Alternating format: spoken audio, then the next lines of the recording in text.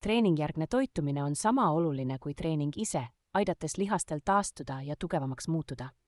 Esimese 30 minuti jooksul pärast trenni peaks tarbima valgurikka eine, ideaalselt 20–30 grammi valku sisaldava valgupulbri või naturaalse valguallika näol.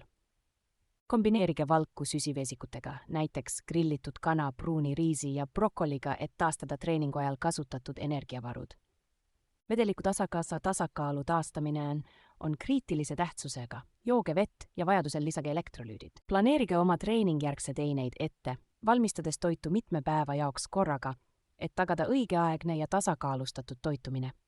Antioksüdantiderikkad toidud nagu marjad ja pähklid aitavad vähendada treeningujärgset põletikku ja kiirendavad taastumist. Toidulisandid nagu magneesium, BCAA-d ja omega-3 rasvhapped võivad toetada lihaste taastumist ja vähendada valu.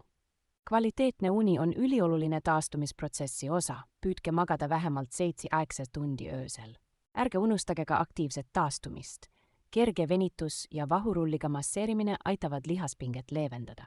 Lõpetuseks leidke aega ka vaimseks taastumiseks läbi meditatsiooni või rahuliku hingamise.